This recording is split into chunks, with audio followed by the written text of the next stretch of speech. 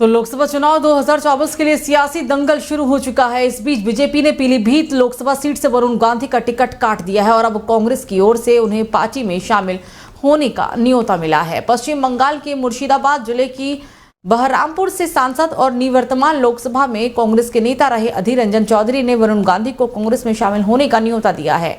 उन्होंने ये भी आश्वासन दिया है कि उन्हें चुनाव लड़ने के लिए टिकट भी मिलेगा।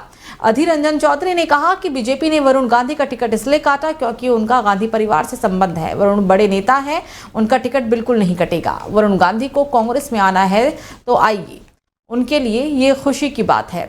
बड़े दबंग नेता हैं, शिक्षित आदमी भी है, साफ सुथरी छवि है और गांधी परिवार से जुड़ाव भी है, इसलिए उनको बीजेपी ने टिकट देने से इनकार कर दिया है। इसलिए मुझे लगता है कि उनको आना चाहिए। तो चुनावी माहौल के बीच असम के मुख्यमंत्री हिमंता बिस्वा शर्मा ने एक बड़ा दावा किया है। उन्होंने कहा है कि राज्य कांग्रेस अध्यक्ष भूपेन कुमार बोरा अगले साल की शुरुआत में भगवा पार्टी में शामिल हो जाएंगे। भूपेन कुमार बोरा ने सीएम के दावे को खारिज कर दिया और कहा कि हिमंता बिस्वा शर्मा वास्तविक मुद्दों से ध्यान भटकाने के लिए माइंड गेम खेल रही हैं। हिमंता बिस्वा शर्मा ने सबसे पुरानी पार्टी को बीजेपी को फिक्स्ड डिपॉजिट करार दिया, जिससे वो जरूरत पड़ने पर सदस्यों को अपनी ओर लेकर लेते हैं। बीते दिनों पार्टी के सोनितपुर निर्वाचन क्षेत्र के उम्मीदवार रंजीत दत्ता के आवास पर हिमंता बिस्वा शर्मा ने पत्रकारों से बातचीत की और इस दौरान उन्होंने कहा था कि मैं कह सकता हूं कि जनवरी-फरवरी 2025 तक भूपेन बोरा बीजेपी में शामिल हो जाएंगे। मैंने उनके लिए 2 निर्वाचन क्षेत्र तैयार कर रखे हैं। हालांकि अभी उनकी तरफ से कोई भी बयान नहीं आया है और अभी उनका नाम मैं नहीं बताऊंगा। तो लोकसभा चुनाव 2024 की पहली फेज की वोटिंग शुरू होने से पहले सियासी बयानबाजी का दौर शुरू हो चुका है। पश्चिम बंगाल में बीजेपी और तृणमूल कांग्रेस के बीच जमकर बयानबाजी हो रही है। बीजेपी नेता दिलीप घोष ने ममता बनर्जी पर बयान दिया था और कहा था कि ममता बनर्जी खुद को कभी गोवा की बेटी बताती हैं, कभी त्रिपुरा की बेटी बताती हैं। ममता बनर्जी ये बताएं कि उनके असली पिता कौन है। किसी की भी बेटी होना ठीक नहीं है। दिलीप घोष के इस बयान को टीएमसी ने नारी अस्मिता से जोड़ दिया और पार्टी चुनाव आयोग यानी ईसीआई जाकर बीजेपी नेता की शिकायत कर दी और दिलीप घोष ने कीर्ति आजाद पर बयान दिया, जिसमें उन्होंने ममता बनर्जी को भी जोड़ लिया। घोष ने कहा कि कीर्ति आजाद दीदी का हाथ पकड़कर आए हैं, उनके पैर लड़खड़ा रहे हैं। आजाद को उनके अपने ही उनसे दूर धकेल रहे हैं।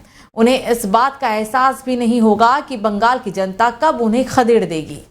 तो वहीं मध्य प्रदेश की पूर्व सीएम उमा भारती ज्योतिरादित्य सिंधिया को लेकर भावुक हो गई। उमा भारती ने ज्योतिरादित्य सिंधिया के उज्जवल भविष्य की कामना करते हुए कहा कि वे हमेशा से चाहती थी कि ज्योतिरादित्य सिंधिया बीजेपी में शामिल हो जाएं। उमा भारती ने कहा कि राजमाता यानी कि विजया राजे सिंधिया ने उन्हें राजनीति में जगह दिलाया। उमा भारती राजमाता विजया राजे सिंधिया की 5वीं बेटी की तरह थी जो सबसे प्रिय थी। बता दें कि गुना संसदीय क्षेत्र में प्रचार के दौरान ज्योतिरादित्य सिंधिया ने मंच से उनकी दादी विजया राजे सिंधिया और उमा भारती के बीच गहरे संबंधों का जिक्र किया था। सिंधिया ने कहा था कि उमा भारती से उनके पारिवारिक संबंध है जो काफी पुराने हैं। उमा भारती ने ज्योतिरादित्य सिंधिया के शब्दों की सराहना करते हुए ओ की तारीफ की और उज्जवल भविष्य की कामना की है। उमा भारती जी को मेरी आजी अम्मा ने, पूर्व राजमाता साहब ने केवल पाला और पोसा नहीं, केवल शिक्षा प्राप्त नहीं करवाया, मेरी आजी अम्मा ने उमा भारती जी को अपने 5वें बेटी के समान रखा था। मेरे भाइयों और बहनों,